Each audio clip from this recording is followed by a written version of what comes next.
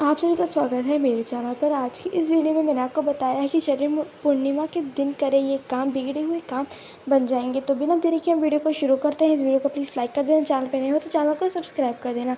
तो चलिए हम बिना देरी के हम अपनी वीडियो को शुरू करते हैं। शरद पूर्णिमा के दिन जरूर करें ये 5 काम, पूरे होंगे सभी बिगड़े हुए काम। शरद पूर्णिमा को जागरी पूर्णिमा भी कहते हैं। पश्चिम जगत में इसे ब्लू मून कहा जाता है। कहते हैं कि नीला चांद वर्ष में एक बार ही दिखाई देता है। एक शताब्दी में लगभग 41 बार ब्लू मून दिखता है। इस बार शरद पूर्णिमा तिथि 16 अक्टूबर को रात 8:40 पर प्रारंभ होगी और 17 अक्टूबर को शाम 4:55 तक रहेगी। शरद पूर्णिमा 16 अक्टूबर 2024 बुधवार को है। आइए जानते हैं अश्विन मास में आने वाली शरद पूर्णिमा के दिन क्या करना चाहिए और क्या नहीं। लेकिन उससे पहले अगर आप भी चाहते हैं कि लक्ष्मी माता का आशीर्वाद आप पर बना रहे तो इस वीडियो को एक लाइक करें और चैनल को सब्सक्राइब कर ले और कमेंट बॉक्स में जय लक्ष्मी माता जरूर लिखें। हिंदू धर्म शास्त्रों में शरद पूर्णिमा को बहुत ही पुण्यदायक पर्व माना गया है। शरद पूर्णिमा के उपाय बहुत ही सिद्ध और शीघ्र फलदायी कहे गए हैं।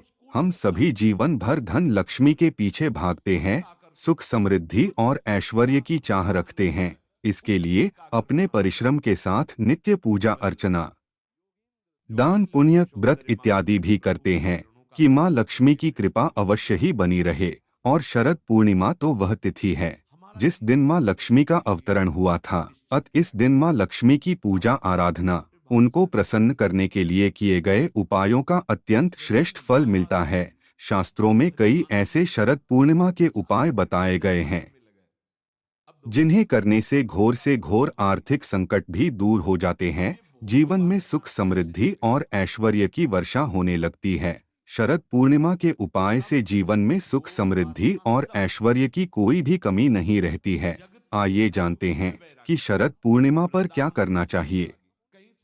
नंबर 1, शरद पूर्णिमा के दिन माता अष्टलक्ष्मी की तस्वीर लेकर उस पर केसर का तिलक करके 8 कमल चढ़ाकर महालक्ष्मी अष्टकम पढ़े। इस उपाय से कुंडली में चाहे जैसा भी योग हो, माँ लक्ष्मी अपने भक्त को जीवन में अतुल ऐश्वर्य प्रदान करती है।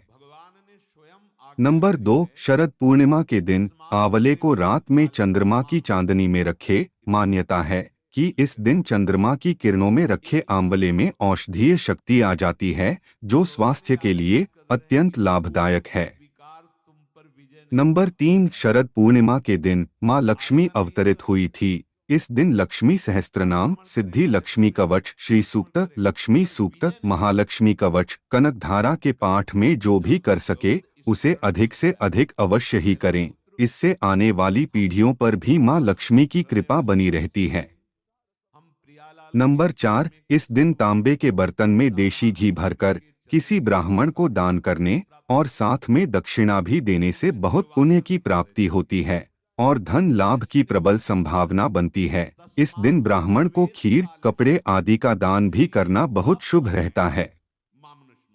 नंबर 5, इस दिन संध्या के समय 11 या इससे अधिक घी के दीपक जलाकर घर के पूजा स्थान, छत, गार्डन, तुलसी के पौधे, चारदीवारी आदि के पास रखने से अर्थात इन दीप मालाओं से घर को सजाने से भी माँ लक्ष्मी की असीम कृपा प्राप्त होती है। नंबर 6, माँ लक्ष्मी को खीर अत्यंत प्रिय है। शास्त्रों में गाय के दूध में महालक्ष्मी का वास माना गया है। इस दिन यथासंभव गाय के दूध में खीर बनाए और खीर में केसर, छुआड़े और मेवे भी अपनी सामर्थ्यानुसार अवश्य ही डालें। मान्यता है कि खीर को चांदी के पात्र में बनाना चाहिए। नंबर 7, शरद पूर्णिमा के दिन प्रत्येक व्यक्ति को कम से कम 30 मिनट तक चंद्रमा की रोशनी का स्नान अवश्य ही करना चाहिए। इसके लिए रात्रि 10 से 12 बजे तक का समय सबसे उपयुक्त रहता है। इस वजह से यह काम रात्रि 11 बजे तक ही कर लें। नंबर 8, दोस्तों, दमा रोगियों के लिए शरद पूर्णिमा की रात वरदान बनकर आती है। शरद पूर्णिमा की रात्रि खीर को चांदनी रात में रात्रि के 11 बजे तक रखकर अगले दिन माँ लक्ष्मी को उसका भोग लगाकर उसका सेवन रोगी को कराएं। दमे का मरीज चंद्रमा की चांदनी में रात्रि जागरण करें और इस रात्रि में 2-3 किलोमीटर पैदल भी अवश्य ही चले। इससे दमे में अत्यधिक सुधार होता है।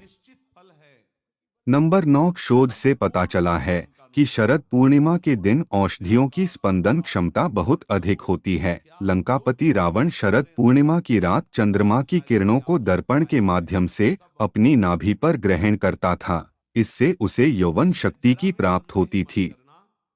नंबर 10 माना जाता है कि शरद पूर्णिमा की चांदनी रात में 10 से मध्यरात्रि 12 बजे के बीच कम वस्त्रों में चंद्रमा की चांदनी में स्नान करने वाले व्यक्ति को ऊर्जा प्राप्त होती है, उसका यौवन बढ़ता है। अतः प्रत्येक व्यक्ति को इन 10 से 12 बजे घर के अंदर नहीं बल्कि चंद्रमा की रोशनी में ही रहना चाहिए। नंबर 11 मान्यता है कि शरद पूर्णिमा के दिन चंद्रमा अपनी पूर्ण 16 कलाओं के साथ अवतरित होता है। इस दिन चंद्रमा की किरणों में अमृत का वास माना गया है। चंद्रमा की किरणों से अमृत वर्षा खीर में समाहित हो जाती हैं, जिसका सेवन करने से सभी प्रकार की बीमारियां आदि दूर हो जाती हैं। आयुर्वेद में भी चांदनी के औषधीय महत्व का वर्णन मिलता है। खीर को रात्रि में चांदनी में रखकर अगले दिन इसका सेवन करने से असाध्य रोगों से मुक्ति प्राप्त होती है, यौवन बना रहता है। नंबर 12 शरद पूर्णिमा के दिन सत्यनारायण भगवान को आंवले, सिंघाड़े, नारियल, पीले पुष्प, लौंग, इलायची, केसर और मिष्ठान अर्पित करते हुए उनकी कथा कहे। इस दिन सत्यनारायण भगवान की कथा कहने से माँ लक्ष्मी अत्यंत प्रसन्न होती है। जातक को जीवन भर भगवान विष्णु और माँ लक्ष्मी की कृपा मिलती है। जातक के घर कारोबार में धन, सुख, समृद्धि की कोई भी कमी नहीं रहती है। नंबर 13 भगवान विष्णु को आंवला अत्यंत प्रिय है। शरद पूर्णिमा को भगवान श्री विष्णु जी को आंवला चढ़ाने और आंवला की पूजा करने से माँ लक्ष्मी घर में अवश्य ही आती है। नंबर 14 पौराणिक मान्यता के अनुसार समुद्र मंथन के दौरान देवी माँ लक्ष्मी प्रकट हुई। उनके रूप, सौंदर्य को देखकर उन्हें पाने के लिए देव दानव आपस में संघर्ष करने लगे। इस संघर्ष के दौरान देवी लक्ष्मी ने बिल्व वृक्ष के नीचे आराम किया था। अत नवरात्र के दौरान महाअष्टमी व महानवमी, शरद पूर्णिमा के दिन मां लक्ष्मी जी को प्रसन्न करने के लिए बिल्वपत्र के पेड़ की पूजा की जाती है और जल चढ़ाया जाता है। नंबर 15 मान्यता है कि इस दिन बिल्व पत्र बेल पत्र का पौधा लगाने, उसकी सेवा करने, सायंकाल वहां पर दीपक जलाने से माता लक्ष्मी उस जातक का साथ कभी भी नहीं छोड़ती है, उस पर कभी कोई कर्ज नहीं रहता है और उसे अतुल ऐश्वर्य की प्राप्ति होती है। नंबर 16 शरद पूर्णिमा के दिन मंदिर में जाकर मां लक्ष्मी को इत्र और सुगंधित अगरबत्ती अर्पण करनी चाहिए। इत्र की शीशी खोलकर माता के वस्त्र पर वह इत्र छिड़क दें। उस अगरबत्ती के पैकेट से भी कुछ अगरबत्ती निकालकर जला दें।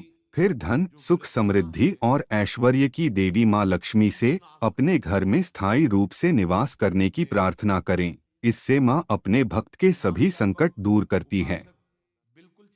आइए अब जानते हैं कि शरद पूर्णिमा पर क्या नहीं करना चाहिए। नंबर 1 इस दिन किसी भी प्रकार की तामसिक भोजन का सेवन नहीं करना चाहिए, जैसे मांस, मटन, चिकन या मसालेदार भोजन, लहसुन, प्याज आदि।